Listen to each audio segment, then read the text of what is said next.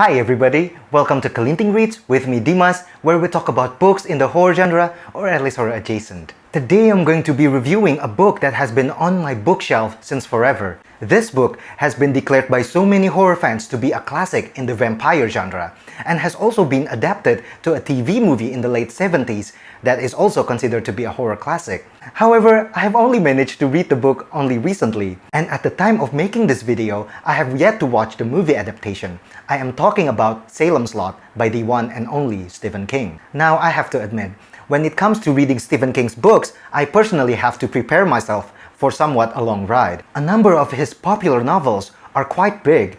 For instance, It is around 1,000 pages, and The Stand is also around 1,000 pages. Now, I don't mind thick books as long as they are continuously entertaining and interesting. All of Stephen King's books that I have read so far, which is not that many, namely It, later Cell, Revival, The Girl Who Loved Tom Gordon, and now Salem's Lot, have all been really entertaining for me. Stephen King always finds a way to make me care and feel for his characters. He always goes to great length to inform readers about his character's history and journey across time, and also the history and geography of the town where the story takes place. It makes for a very rich and complete reading experience. But it also means that there can be a lot of information to take in at one time.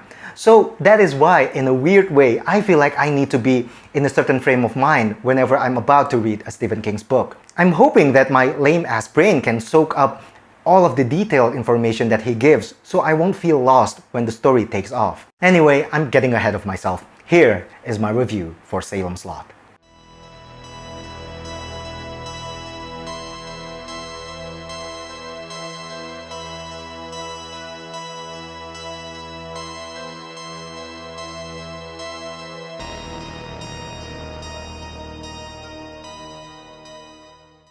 Salem's Lot tells us about Ben Mears, a recently widowed writer who comes back to his hometown Jerusalem's Lot, or as the locals often call it, Salem's Lot. He comes back to town to write a story about an old house that the locals call the Marston House. This huge house sits on a hill overlooking the entire town and has stood empty since the late 1930s after the grisly end of the Marston family. The house has a reputation for being haunted, and Ben experienced its horrors firsthand when he did some kind of a dare in that house when he was 9 years old. That harrowing experience inspired him to wanting to write a book about that house some 24 years later. He is hoping to rent the house so that he can write his story on location. He is shocked, however, to learn that that house has already been bought by two gentlemen who just recently moved into town by the name of Barlow and Straker. The two gentlemen also opens up a furniture house downtown. While one guy, Straker, can be seen greeting guests at the store, his partner Barlow is nowhere to be seen. Now, it is established early on in the story that nothing big ever happened in Salem's Lot, save for the tragic deaths of the Marston family and the Great Fire in 1951, or so it seems. After the arrival of Barlow and Straker, however, strange things begin to occur. First, two elementary school boys go missing after they traveled through the woods at night. This incident is then followed by more and more people falling ill, seemingly unable to eat anything or lift themselves out of bed during the day, as if they are running out of blood. A number of people have also reported seeing and hearing weird things from outside their windows at night. Ben, our protagonist, suspects that these weird happenings are connected to Barlow and Straker, the people who are now residing in Marston House. He mainly keeps his suspicion to himself, but after one of his newfound friends, a school teacher by the name of Matt Burke, called him up to help check on a friend that seemed to have died of blood loss, he and Matt begin to suspect that something inhuman is killing the people in Salem's Lot, and their main suspects are the two people who are now living in Marston House. Now, I love stories involving vampires. I think their lore and myths serve as a cautionary tale of what would happen to human beings when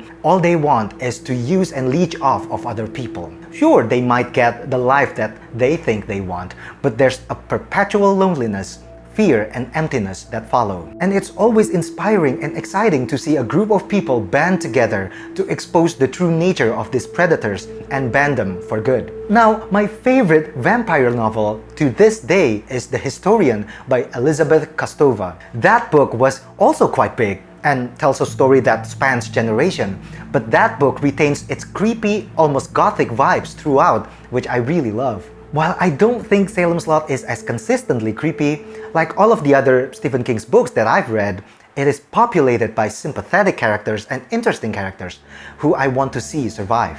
The main characters, which consist of Ben, the writer, Susan, a recent college graduate dreaming of leaving Salem's Lot, Matt, the teacher, Mark, the resourceful 11-year-old kid, Jimmy, the doctor, and Callahan, the priest, they all come across as fully realized characters with flaws and everything. They are sometimes stubborn, they have doubts and they have fears, but they work so well together that I want to see all of them make it to the end. But because this is a horror story, some of them do not, which makes it heart-wrenching and suspenseful at the same time. Aside from the sympathetic characters, this book also has some outstandingly written sequences. There's a burial scene that starts out heartbreaking and then becoming very creepy. There's a scene involving two young characters that are lost in the woods.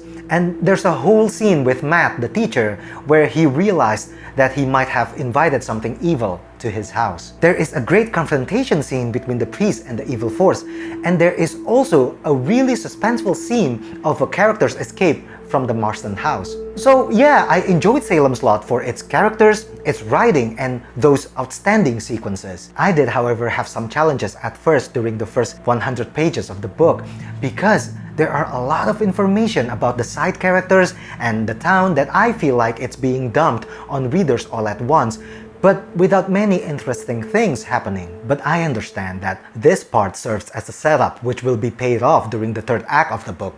And it was paid off beautifully. I just noticed that Stephen King likes to insert details about the background of a character or a place as an action or an event is happening.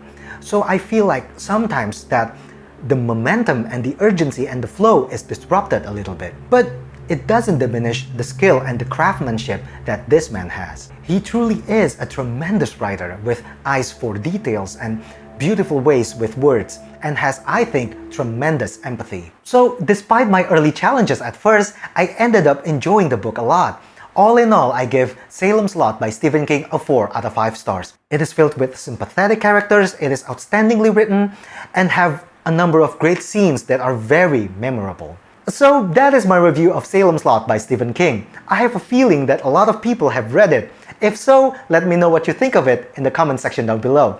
Thank you guys for watching, and I'll see you again in the next book review video.